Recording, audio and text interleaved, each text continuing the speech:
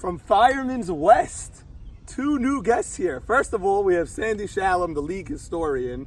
I think you wowed everybody. You didn't wow me, but you wowed everybody on the video, and Nathan Towell walked up to you. Oh, wow. And you ripped off the year, the team name, and who the captain was on each one of those teams. Did you get feedback on that? I did. People are like, how did he rehearse that?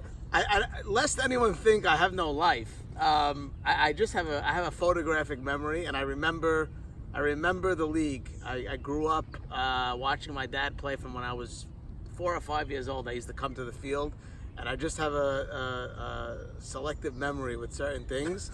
And Nathan happened to play with him a couple times, so while it may have looked impressive, it was I was familiar with it and did it. But yes, I am the league historian for a reason. And you guys, your Shaloms were always huge Nathan fans. When I grew up in the Jamal house, it was a Braha household where Elliot and Jackie, that was the royalty of softball. In your house, it was always it was Nathan and Jackie. My dad won with Jackie twice. Braha. Jackie Braha twice, and Nathan Towell twice. Okay, so now also here with us today is this brand new refurbished League Cup. Yes. And I want to thank you, Sandy, because you said from the beginning of the year, give me the trophy. There's a few things I want to fix with it. A lot of the plaques are destroyed and scratched. I want to reprint them. And the cup, somewhere along the line, the cup got lost or broken because it ended up being like a tin. It was like a Kiddush cup or something. In fairness, to the old regime, the cup was completely just mishandled and basically abused. Teams take it, they don't take care of it. The cup was a little tin cup, which really bothered me when I saw it. And then I looked at the plaque, some were peeling off and everything. We went in, we got this beautiful new cup, which is along the lines of what it used to look like. Yeah, it's grand, it's big. We redid this all the Formica here is redone, and every plaque is brand new. We transfer, it took a while, but every single plaque is brand new. You don't see that old chipping, peeling, scratches. And we're going to have to actually add a base to it in a couple of years. We only have 2 or 3 years left on this. We have 3 more now. After Sunday, we'll only have 2 more. So we're going to have to add a base soon, which will get us, another 12 years. Yeah. But, the cup looks great. I'm proud that we're going to hand this to somebody on Sunday. Okay, let's get to Sunday. First of all, there's no time for the pitchers to get acclimated. There's no first inning to give up a run, no big deal. We are in the 10th inning of Game 4 of the World Series. How does this work? What's the dynamic First here? of all, I was thinking, with all this talk about home team, road team, how the White Walkers were choosing in the beginning to go road, which you and I were vehemently against, and I was thinking, imagine they chose to be the road team for Game 4, and now you're coming into Sunday. Basically, it's like, you can play 1 inning. That is a tremendous advantage to be the home team, especially if the bats are sleeping a little early and Leo gets 3 quick outs. All of a sudden, you're up with a chance to just win the game and get to your next game. There's so it's no a tremendous pressure when advantage. you're the home team. Once you get through the top half of the inning, you're either going to another inning or you're winning the game. It's just it's a unique position, unique to baseball.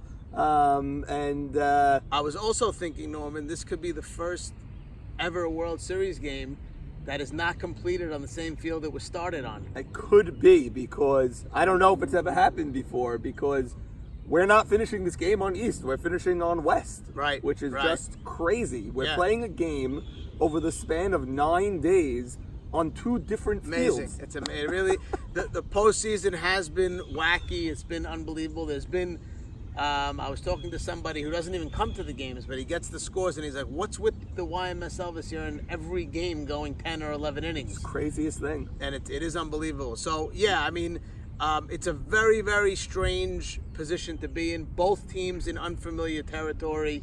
It's uncharted waters to come in and be tied in the 10th inning of a World Series game. Crazy. I mean, SmackDown can come in and play for 10 minutes and leave with the cup. And it's game 4. It's not like it's game 1 and you're finishing a game and then going to game 2. A lot on the line. We don't know how long we're going to be here on Sunday. It's crazy. It could be 10 line. minutes. It Wow. could be 10 minutes. It's Wow. crazy. Okay, Sandy. Who gets the advantage besides for the home team? I want to talk like pitchers, Naby and Leo Casson. What were you seeing on Friday, and do you think the stoppage helped SmackDown or it helped the White Walkers? I don't know who it helped, the stoppage, but what I saw, there's two different things. What I saw Friday was SmackDown, to me, blew a very, very big opportunity to get their name on this trophy. And you said it. And I'm not saying they're not going to get it. I'm just saying they should have won it Friday. When you have a performance like you got out of your pitcher who gave up 1 run, and the 1 run was because of a 3-base error, basically. It was. When you have that type of performance and you also accumulate 6 walks at the plate and you don't win that game, that's a bad sign. Now, White Walkers did not take advantage of that. So to SmackDown and really Nathan Batesh's credit, they are still in this game, and all that's out the window now because it's a different day. So I would say probably the edge shifts a little to them because... To who? To SmackDown. Because at the field, it felt like the White Walkers were going to win the game on Friday if it kept going. Because if you remember, all their opportunities came early. If you watch the highlights, if you think back to the game, late in the game, SmackDown really had no chances. Leo settled down. They were really getting not a lot of quality at bats, and all the chances at the end were coming the White Walkers' way. But they didn't take advantage. But I thought SmackDown should have had a 4-1, 5-1 lead. And again, it goes back, do they hold it down? Is it different if it's a 1-1 game or a 5-1 game? But Naby was humming on Friday like I haven't seen him before this season. So what I saw was, obviously in the beginning of the game, you'd be a fool to say that SmackDown didn't waste opportunities. And it started from the first inning with Jimmy tagging up on a play that you absolutely cannot tag up on. Ball is right in front of you in left center. Yes. And Joseph Greenberg is going to throw a ball 25 feet. It wasn't a long throw. It was a throw. I mean, and Jimmy's on a hobbled leg. So whoever told him to go and he himself made a big mistake. But, okay, no big deal. After that, a walk, another walk, and to Jimmy's credit, it looked like he got the big hit. It looked like it. Eddie made an unbelievable Eddie made play. that play. He did. And Mavora at first Huge. made an equally good play. If you watch it was his footwork. He had to get his footwork down. He had to make the scoop. He had to worry maybe there's a collision coming up. It was a 3 off the bat. It was a 3-0 game. Yes. And I don't know that the White Walkers recover from that if it's 3-0. So like you said, that seemed to have been, that was the second inning. That seemed to have been SmackDown's biggest chance to blow the game open. They didn't. And then they did what they have done a lot this series, which is fall asleep for 4, 5, 6 innings at a time. And even through those innings, they had base runners. There were double plays. John turned a couple. Yep. So I really, I watched the highlights and I was listening to our commentary. There was a lot of missed opportunity. And then once you got to the 4th, everything stopped for SmackDown. And now the White Walkers, they didn't have their best chance was in the last inning, I guess, when they had first and second, 1 out, and 3 and 4 coming up. Yeah. Both guys hit the ball decently. It just they didn't get it done. And now we're here. We're sitting here still in extra innings. But I thought SmackDown, got the game they needed to get. They got the game from Naby. Yeah. And then they had their opportunities. So I think that was really the only chance for the White Walkers that I really saw was that last inning, that ninth inning. That was really it. Unless there was something else. No, they had the man on third and no out, which they scored. hit the sac fly. So that was how they tied the game. I don't remember After any that, other I don't real remember. chances. I mean, I thought Naby was really humming, and even in that last inning, Mavora hit the ball well. It was first and second. Yeah, his made a nice play on him. Yeah, he hit the ball to right field well. But to me, it seemed to me, maybe I had a different feeling than you did. it seemed to me like Naby was not giving up a run on Friday. It didn't. It felt like a shutout. I spoke to him as well. He felt like he had his good stuff. He was hitting his spots. He brought the intensity also, which I think was missing a little early on in this series. He definitely brought it on Friday. It's tough to be as intense when you're up 6-1, and then suddenly it's 6-5, and then you have to for sure acquire that energy. No question. If this game was 1-1, if you don't have energy in Game 4, 1-1 game, then you shouldn't be playing. But it was a hot day, and he was really providing the spark as well as the pitching. I mean, in other words, he was coming off the mound screaming and yelling and just, he was everything. To me, he was everything for that team on Friday, which is maybe how it should be. He's the number one pick. He's all that, but he was the whole game. So my personal opinion is that the stoppage sort of helps the White Walkers, even though the White Walkers feel like, they were finally getting to him because they finally got 2 men on. But they only got 2 men on in that last inning. Beyond that, they really did nothing all day offensively. And I don't think he was, even though White Walkers were home, it didn't seem like he was giving up a run. Like, I didn't have that feeling where usually you could tell when something's going to happen. Maybe not, but for me, being at that game, it didn't feel like SmackDown was ever going to win it. If we had unlimited time, it just didn't feel like they were ever going to score a run. It's so funny. So maybe the game goes 14, 15 innings if we play it on Friday. I saw it as the White Walker, the momentum shifted to the White Walkers. They did what they had to do to weather the early, woes by Leo. Leo, to his credit, I mean, he gave up. He walked 6 guys, but he gave up 1 run. Yeah, and he walked them all early. Yeah, he stopped walking He settles people. down. I just had that feeling that the White Walkers were going to win this game if it kept going. That's just how I was seeing the game. Okay, so now go fast forward to here. It's funny that we were standing next to each other and talking to each other the whole game on Friday, and I felt that SmackDown was never giving up a run, and you felt that the momentum turned. Right. And that's the way the players feel. If you talk to guys on either side, they all feel like they were going to win that game eventually.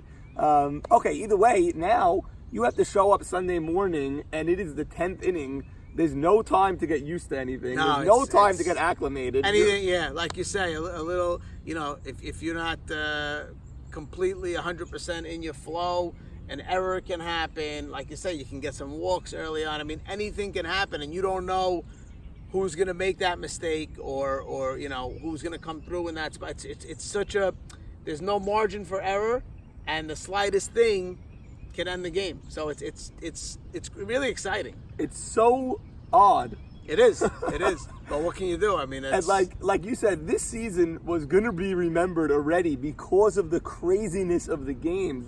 This postseason has been, I don't, not to overstate it, but this postseason has been epic. Yeah, it's been wild. It has been. Wild postseason. There's been some great games, crazy games, and obviously that trend continued on Friday.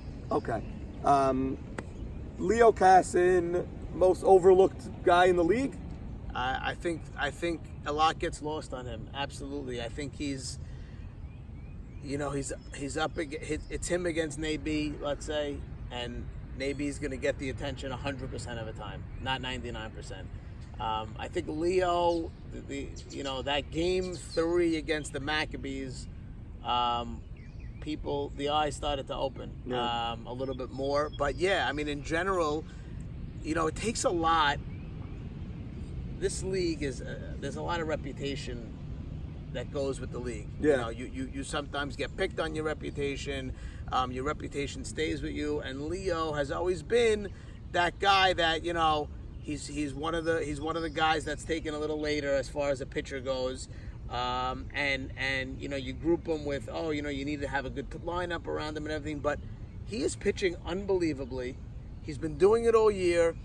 He's the quietest guy you'll ever see, does not complain, does not yell at his team, does not get down, has a smile on his face at all times, doesn't argue. I think you're going to see a much different look at Leo next year. Mm-hmm. I think, listen, he's stuck in a series against Naby. So, and here we are in the last week of the season, so he's overlooked. But I think that's going to change next year. Now, so much of the White Walker's strength, which was not a secret from the second we left that draft at DSN, in February or whenever it was, so much of what their strength was is their infield defense. Hank, Eddie, Mocas, and Mavora. Okay, those are all the knowns. Then you have the shortstop, John Eliezer. He's been very inconsistent. On Friday, he was phenomenal. He made every play. Every single play. Made every play, turned double plays, did the right thing with the ball all the time.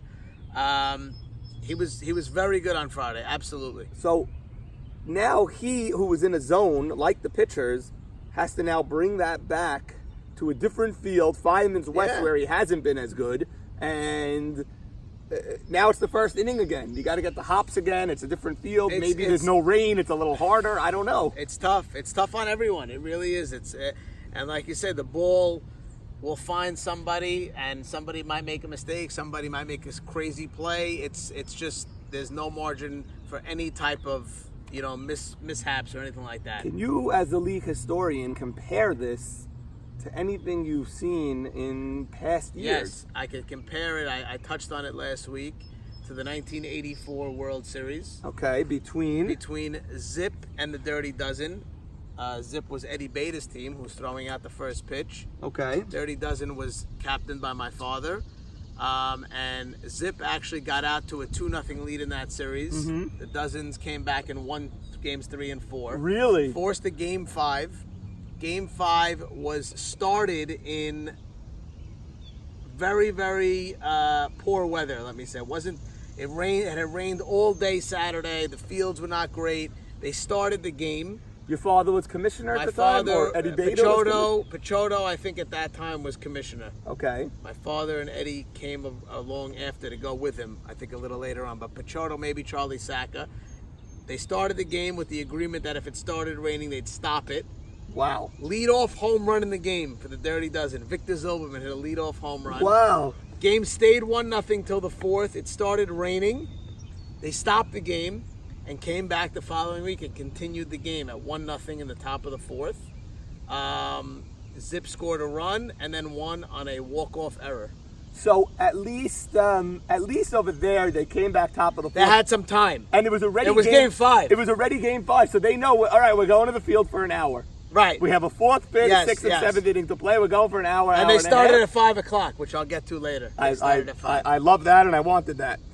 Zip, Eddie Beta, the shortstop, Eli Gindy. Yeah, Jackie Hadden played center, but the big thing that year was the first year that they went to fast pitching.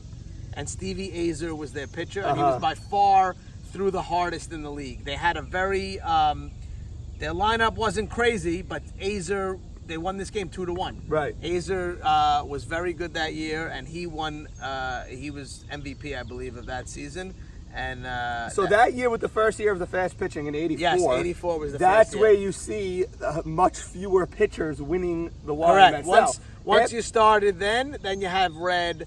Yedid came up more in the late 80s. He's when he started. He won, I think, in '89 was his first championship. And a lot in the 90s. Yeah, and then a lot in the 90s. But you had Yedid, and then Moses, A.B. Cohen, those guys.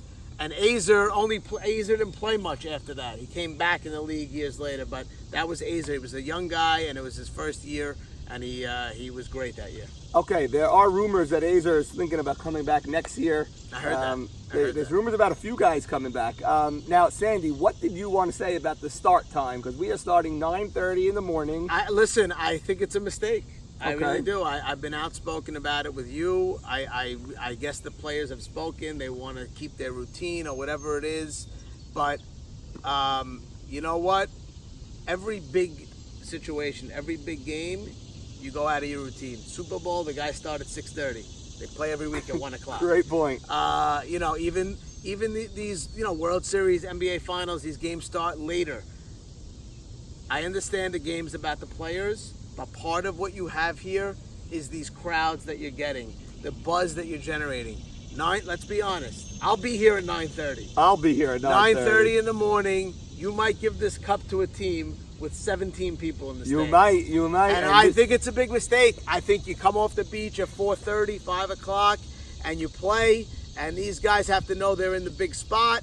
And you know what? Stay home. watch a movie, drink some water that day, stay hydrated, and come play at the right time. I think the players have gotten a lot softer than in the past years, and I'm not privy to the combos that you're having or what, and I'm not saying. Well, I'll tell you this: okay, Steven Batesh is missing the game. He's in Vegas on a pre-planned trip that everyone knew about because he goes to Vegas every single year the same week. Because we're not professional softball players. We all work for a living. Right, he's got to go. And then we play softball on Sundays and Friday when we can. So he had to go. He attempted to somehow get his team to protest and not play the game, which is just nonsensical. And so we had a very, very rough week in the commissioner's office. We had okay. Yeah. So the start time was the least of your. It was the least of the worries. Now, if you start at 4:30, are people coming off the beach at 4:30 on an 80-degree day if they know that there's still a game 4 to finish? Look, So they maybe might they'll not. say, you know what? Not. Let me see if it goes 5. But if it goes 5, you are getting hundreds of people here I versus agree. the 10 o'clock game, which let's be honest, you're not getting the same. It's not the same feel. You're gonna tell me, oh, it's not about the fans. We want to play. We don't care who we play in front of. But you know what? There is an element to it. The I don't World care what Series you tell is me. more than Friday about the afternoon, you can't tell me it was the same feeling as games 2 and 3. It was not. It wasn't. So I don't. That's just my opinion. Okay, I think there should so be a now late start time. Steven, just for game 4, needs to be replaced because he started the game. He was here. We need to finish game 4. He's not going to get an automatic out. So Correct. He needs to either be replaced or we break a slot or something. Now, the couple of names that have come up are people that are drafted way after him. Okay. I'm not looking to embarrass anybody. I was a part-time player myself, but we're dealing with players that didn't even get full at-bats during the year. They played one game, they fielded one game, they hit one game, Right. part-time players. And you present it to the other team, the Walkers, and you get a response like, oh, we're livid over this. Like, people are just so soft. It's game. Just play the game when it should be played. I don't envy you. And, I'll tell you that. I don't envy your job. It's very, very difficult. There's a lot of gamesmanship. There's a lot of angling. We all have done it. We all know about it. You did it as a captain, I'm sure. So we know the game. But it is what it is. That's why they pay you the big bucks. Right. I guess that's why they pay the big bucks. I wouldn't want your job, though. That's for sure. Right. The truth is, the job is great. The job is a lot of fun. And I think at 9:30, for the game 4 at least, you have a chance to get more people than at 4:30. Just for the game 4 part. Because you're not inconveniencing anybody in the morning. 9:30, you're not doing anything with the wife yet. You're not at a pool yet. Okay, let me go see the 9:30 because the game may end in 15 minutes. Game should be played prime time. I must have been, I don't know how many, when did A.B. Saka won it one year? Maybe Grip It and Rip It. I don't know what team he was on. Mm-hmm. Game 5 was played on Sunday here in the afternoon. We were down the line. There was fans down this line, fans here, fans fighting, fans. It was unbelievable. It was an unbelievable atmosphere. That's 8 years ago, 2011. I think Grip it was it and that rip team. it, I don't and know. you remember it. I'll never forget it because you don't see it a lot. Also, Expos July 4th was a playoff game. Great game. At Dow Avenue. Great game. 4:30 on Thursday, July 4th. But we won it in front of no one. Also, Right. We won it game 3 Sunday morning. Okay, Yeah. but you don't and the team that wins, they don't care who they win it in front of. I get that, but it's a community league and it should be played later. It is what it is. I'll be here 9:30 doing my job, but I'm not happy about the start time. Well, bring your kids because I know. Face painting and balloon making and all that. We'll bring the kids, but that's what it is. Okay. I'm looking forward to it though. Any parting words you want to say with this? With this day coming up? I mean, the season's going to end. I still think on Sunday. we're going to see a 5th game. I don't know why. I don't know how. I like that they're the home team, the White Walkers. And I just feel like the way the season is gone, it's just a game 5 type of thing. And then it's just one game for everything. I like where the Walkers are in their lineup, which is 5, 6, 7, Right. with Hank leading off because Hank has gotten on base a lot. That's another thing. Sorry to interrupt you. Their lineup, I was talking to Nathan. Their lineup is so deep. It's crazy. Until you get to 8, that guy is still a formidable hitter. And even their bottom they can get hits. Raw Dog and Benster have been getting hits. I really think Raw It's a deep Dog lineup. is going to be up with 2 on and 2 Could out. be. It's getting to that spot, and where SmackDown is where in their order? They're in the They're towards also in the middle. Right? Yeah, Their middle is Albert Sitt, right. Stephen Batesh. Who's going to be replaced? Either Do we know who he's replaced- replaced for? We don't know. He's either going to be replaced or he's going to be a broken slot. By the way, maybe I could play for him. You would. That would be great if you could Oh, play, but you were not in the league this year, so Does that matter? It I does. would have been picked in the last round, Norman. You would have been picked even after the last yes, round. correct. So it's Albert Sitt, Stephen Batesh, Louis Batesh. Okay. Whereas the other team has Hank. Well, they're in a better part of their order, no Right. question. White Walkers are. So if Hank could get on, and then one of the next 3 guys gets The on. goal for the White Walkers has to be, their mantra has to be 7 minutes, and we go to the next game. Right. They got to come in. They gotta get the 3 outs before people even get out of their cars. They gotta be up when I get to the field, Right. basically, and then just do whatever they have to do. Bite, scratch, whatever you got to do to score a run fast, and let's go to the next game. And you'll be here before the game starts for Sure. the Eddie Beta first pitch, Obviously. for that Eddie's a hero of mine. historic moment. That's a great get to have him throw out the first pitch. That's as good as it gets. Okay, Sandy, anything else you want to add, or are we just, good? we've been great. By the way, season's been you great. wouldn't like now you could easily see the Walkers winning 2 games on Sunday. Like It's not a sweep now. It's just an inning. It's not a sweep then. Now, yeah, it's still not a sweep. It's an inning. Listen, you don't know what's going to be in that game. You might go 14-15, and Wow. it could be crazy. And then momentum is going to carry. You know, if the Walkers win, obviously the momentum is with them. If SmackDown wins, we give them the cup. But you don't know what's going to be in that game. You really don't. You don't know how it's going to play out. But yeah, it's an odd week.